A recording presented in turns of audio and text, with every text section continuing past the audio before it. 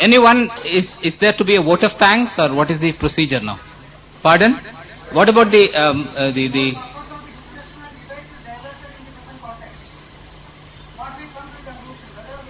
fundamentalism, or we should support reformed fundamentalism? One last question on karma, because I think being Indians, we are so fond of karma. It's better to end with yes, last, positively last.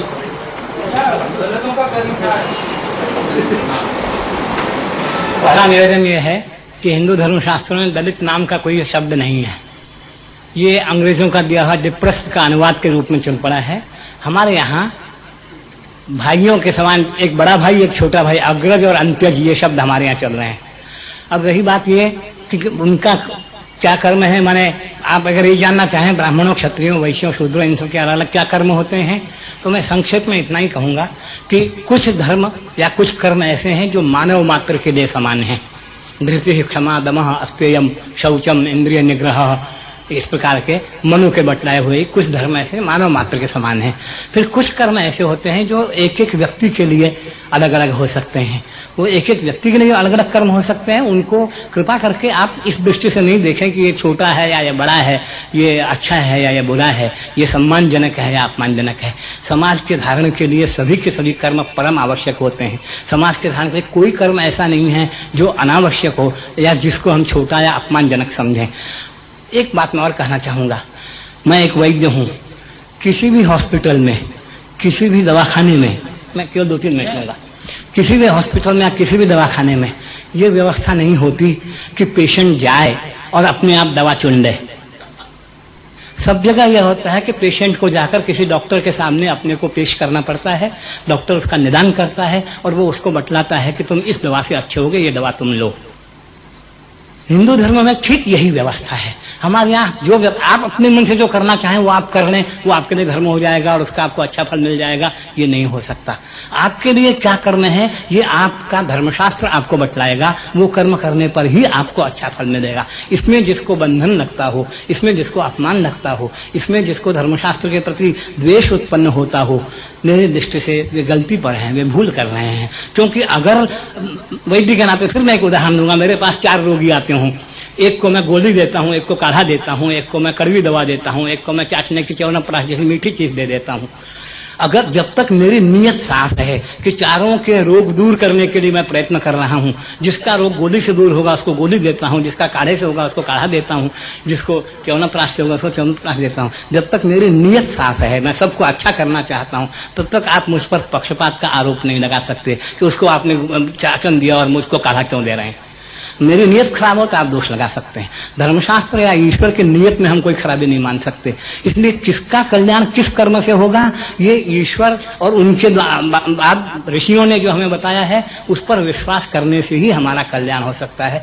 मनमाना हम कुछ कर्म करके ये चाहें कि हमारा कल्याण हो जाएगा तो वैसे ही होगा कि आप एक ऐसा हॉस्पिटल खोल दीजिए, सब दवाइयां पड़ी हैं, रोगी आए, कोई भी दवा ले और चला जाए। क्या परिस्थिति होगी आप सोच लीजिए।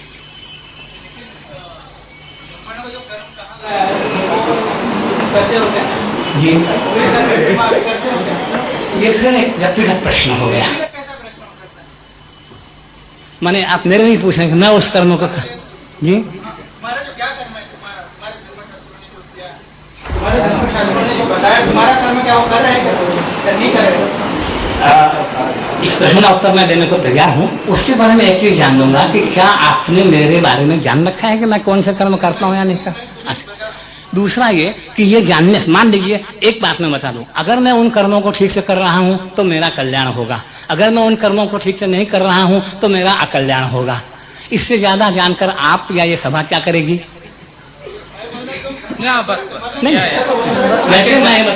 वैसे मैं बता दूं, हम लोग आस्तिक हो, एक मिनट केवल आस्तिक होने का दावा करते हैं। हम ये क्लेम करते हैं कि हम धर्मशास्त्रों के एक एक अक्षर पर विश्वास करते हैं और अधिक से अधिक पालन करने का प्रयत्न करते हैं।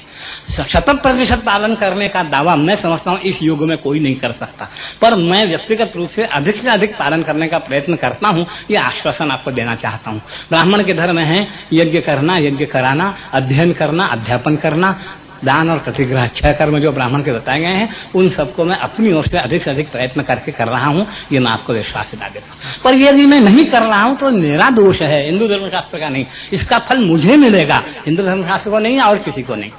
मैं समझता हूँ इतने से आपको संतोष होना चाहिए। This is positively the last question. To Dr. Zakir Naik, it has been quoted by Taslima Nasreen, as it is said, that women is your tilt, you may go as you like. Do you like to give any comment on this? Thank you. I do agree that Taslima Nasreen, and I've read the controversial column in which she has mentioned that in the Quran it is mentioned that the women are the tilt. Sorry, it is not the tilt. She has not mentioned that. That's what the Quran mentioned. She has mentioned that for the husband, the woman is the farmland, not the tilt. The Quran mentions the tilt, but it is approximately the same meaning. She has mentioned that it is mentioned in the Quran. She does not give the reference. That for the husband, the wife is the farmland and you can approach them when you like. Along with that, she has said that the women are considered as properties. And she quotes the Quran and saying Surah Imran that the woman, the gold, everything are possession. The woman, the children, the gold and horses are the possession. Again, she is misquoting. She did not give the complete quotation. She was referring to Surah Imran, chapter number 3, verse number 14, which says that the woman and sons, the woman and sons and the gold and silver and the horses branded for excellence and the farmland are possessions which a man is proud of. Which man is not proud of a good wife? Quran says woman, including wife and daughters and son. Which father is not proud of his son? Which husband should not be proud of his wife? And which wife should not be proud of the husband if he's good? So where is Quran talking that as though they're properties? And regarding the first question, that Quran mentions that the women are as farmlands, she does not give the quotation. Where are you going to find in the full Quran? Where is it mentioned in the Quran that wives are considered as farmland? She is referring to Surah Baqarah, chapter number 2, verse number 223. But for the exact answer, you'll have to refer to the previous verse. Surah Baqarah, chapter number 2, verse number 222, and then come to 223. Verse number 222 quotes that when they ask thee concerning menstrual periods, I'm quoting the Quran, you can check it up. Surah Baqarah, chapter number 2, verse number 222, when they ask thee concerning menstrual periods, tell them it's a hurt and pollution. So do not approach your wife during the period. Approach them after they're clean. And any doctor will tell you that if you have intercourse during menstrual periods, it will hurt the wife, and besides that, it will cause certain diseases. It will be harmful for the wife as well as for the husband. So Quran is very scientifically based, telling do not approach your wife when during the menstrual courses. And then the verse continues. The next verse, Surah Baqarah chapter number 2, verse number 223 says that your wives are like the tilt. Approach your tilt when you like.